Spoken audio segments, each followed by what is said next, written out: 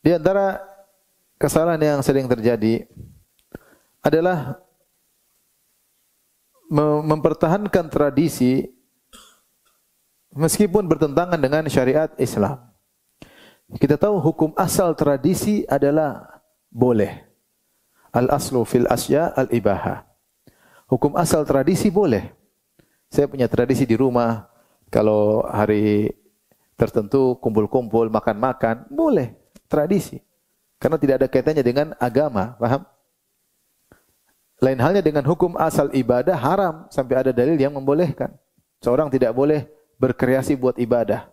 Jadi hukum asal dalam ibadah adalah haram kecuali ada dalil yang menunjukkan itu ibadah.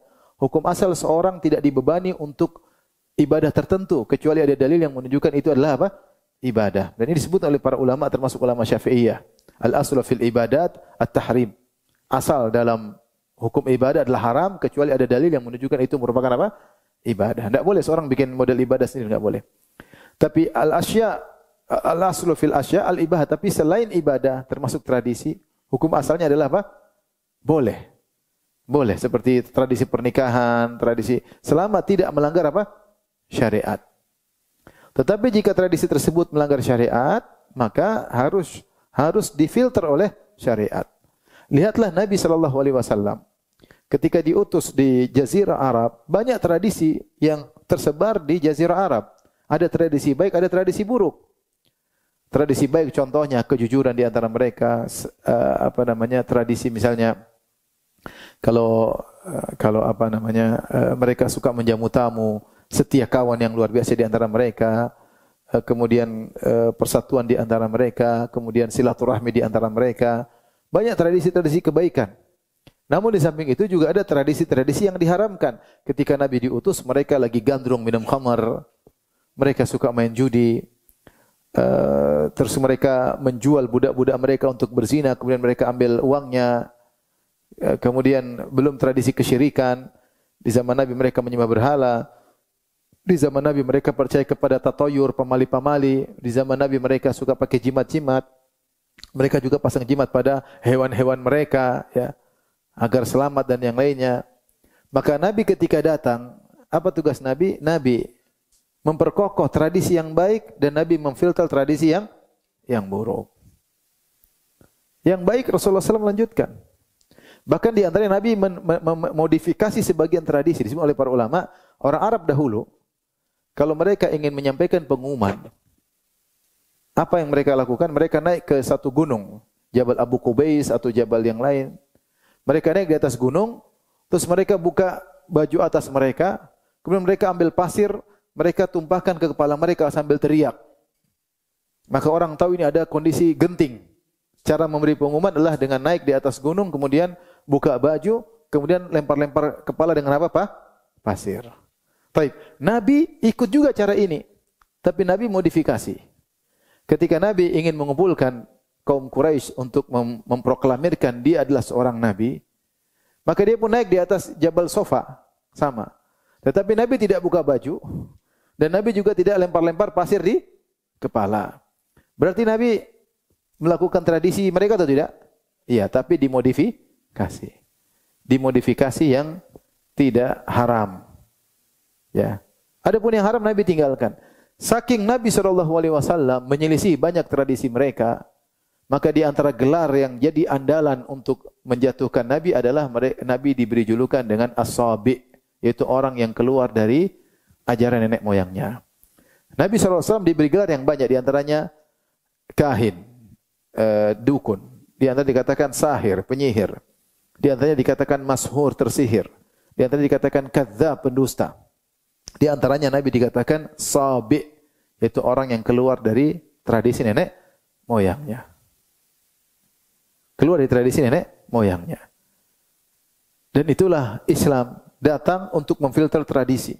Makanya Islam dimanapun di alam semesta ini tidak ada bedanya. Islam Arab, Islam Nusantara, Islam Malaysia, Islam Eropa sama semua. Ya. Kalau ada tradisi yang bertentangan Islam maka harus dikalahkan. Karena kita orang apa? Islam, ya. Namun banyak sebagian kaum muslimin yang mempertahankan tradisi meskipun tradisi tersebut syirik, ya, atau haram. Banyak. Tradisi lebih diutamakan daripada syariat. Contoh, mohon maaf, sebagian daerah ketika menikah wanita yang bayar mahar. Ya tidak? Wanita yang beli lelakinya.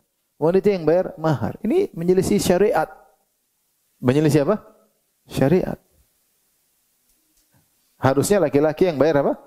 Mahar. Sehingga cerai di tangan lelaki. Lelaki yang cari nafkah dan seterusnya. Bagaimana kemudian menikah wanita yang bayar mahar kepada lelaki? Ini tradisi tidak bisa berubah sampai sekarang. Padahal banyak ulama yang berasal dari daerah tersebut. Untuk menunjukkan bahwasanya tradisi luar biasa. Kuat luar biasa. Sampai orang sudah muslim pun tidak mau meninggalkan tradisi tersebut. Sebagian daerah, kalau mau menikah, maka perempuannya diculik dulu. Diculik oleh sama pasangan apa? Lelakinya. Dan ini kan bahaya, diculik berdua-duaan. Ini haram semuanya, berkhalwat dengan perempuan. Dan calon mertuanya senang. Kalau anaknya diculik berarti, ini bentar lagi apa? Menikah. Padahal ini tradisi yang salah, tetapi tetap dipertahankan sampai sekarang. Menyelisih syariat, tapi dipertahankan sampai apa sekarang.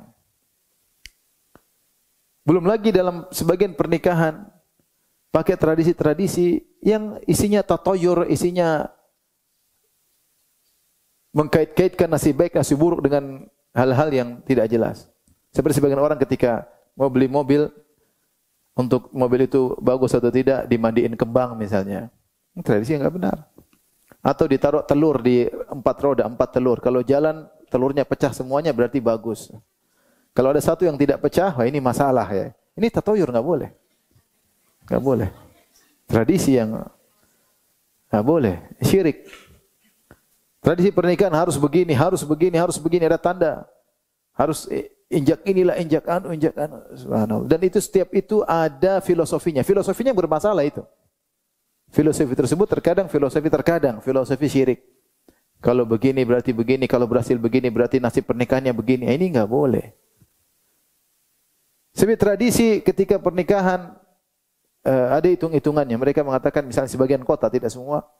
Kalau menikah di bulan Syura, maka ini sial. Bulan Muharram, ya. Maka bulan sial. Saya datang ke kota tersebut, kata mereka, teman-teman ustadz banyak menikah di bulan ini. Kenapa? Karena ruang-ruang untuk pesta gedung-gedung untuk pesta pernikahan tidak laku pada bulan ini. Nah, harganya turun, makanya teman-teman nikahnya pada bulan tersebut.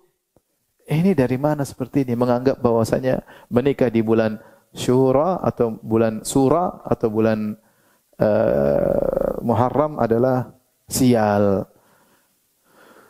Maka terkadang sebagian orang kekeh mempertahankan tradisi meskipun haram ataupun syirik. Apalagi tradisi tersebut diberi label-label pengkukuhan dengan nama-nama tertentu sehingga tidak boleh diotak-atik. Kalau kita orang Islam, kita punya syariat. Masih banyak tradisi yang indah di negeri ini, masih banyak. Sopan santun, ya, bertetangga yang baik, tawadhu, banyak tradisi. Ya.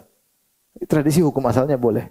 Tapi kalau sudah nyerempet-nyerempet terhadap yang haram atau syirik, maka tradisi harus dikalahkan. Bukan Islamnya yang dimodifikasi. Ya, jangan pakai atas nama Islam. Kalau orang Islam ada aturannya. Melanggar syariat, maka ikut syariat, tidak boleh ikut tradisi. Cuma saya bilang tadi, orang-orang ini sebagian orang Islam tidak memandang hormat terhadap syariat Islam, dia tidak pandang. Saya sering sampaikan, padahal syariat tersebut turun dari Rabbul Alamin, Allah pencipta kita, pencipta alam semesta. Yang Tuhan tersebut telah menjadikan alam ini dengan begitu luar biasa, dengan keteraturan, keserasian, dengan berbagai macam aturan alam. Matahari berjalan pada orbitnya, bintang rembulan, dan terlalu banyak rumus-rumus ditemukan oleh para ilmuwan, rumus fisika, rumus kimia, yang menunjukkan alam ini berjalan dengan begitu teratur. Lihatlah, wa fi anfusikum afala tubsirun, lihatlah pada diri kalian. Tanya dokter tentang organ tubuh kita ini. Mata yang luar biasa, dengan rumitnya organnya, saraf-sarafnya dan yang lainnya. Yang ciptakan siapa? Allah. Kita semua ngaku. Nah, Tuhan yang bikin aturan yang hebat ini, aturan alam semesta, sekarang turunkan syariat buat kita. Harusnya kita terima atau kita tolak? Terima. Atau kita merasa aturan kita lebih hebat daripada aturan Tuhan? Bisakah kamu ciptakan alam seperti yang Tuhan ciptakan? Itu enggak bisa, kan? Karena Allah telah menurunkan aturan dalam alam semesta ini. Sekarang Allah turunkan syariat buat kamu, yang itu lebih baik bagi kamu, lebih afdal bagi kamu. Terus orang tidak mau terima. Seakan-akan berkata, tenang Tuhan, saya punya aturan sendiri lebih baik. Enggak, ini tidak mau terima. Bertahan dengan apa? Tradisi. Nabi dahulu sampai dituduh orang yang keluar dari tradisi nenek moyang. Maka di antara perkara yang sangat berat kata Ibnul Qayyim, di antara penghalang hidayah adalah berpegang dengan tradisi. Kenapa Abu Talib tidak mau masuk Islam? Karena dia berpegang teguh dengan tradisi bapaknya, Abdul Muttalib. Dan itulah senjata Abu Jahal untuk membuat Abu Talib kekeh dalam syirik. Kata Abu Jahal, "Atarghabu an millati Abdul Muttalib?" Kau benci dengan agamanya bapakmu ya Abu Talib, kau benci dengan agama Abdul Muttalib. Akhirnya Abu Talib tidak mau dikatakan dia keluar dari tradisi. Akhirnya dia bertahan dalam apa? Kesyirikan. Akhirnya dia kekal dalam neraka Jahannam. Maka kita kalau tahu tradisi haram, maka kita tinggalkan. Kalau tahu tradisi syirik, maka harus kita tinggalkan. Jangan kita kekeh. Kita ini orang Islam. Syariat Tuhan mau diapain? Sunnah-sunnah Nabi mau diapain? Kita ngaku Islam, tapi kalau ada yang tidak sesuai dengan tradisi, kita buang syariatnya. Islam kita harus kita perbaiki. Jangan juga kita kemudian bela, malah mati-matian bela, memusuhi orang yang berusaha jalankan syariat. Gimana orang menjalankan syariat kita musuhi? Dia sedang menjalankan syariat Tuhan yang menciptakan kamu, terus kamu musuhi dia. Bagaimana ceritanya?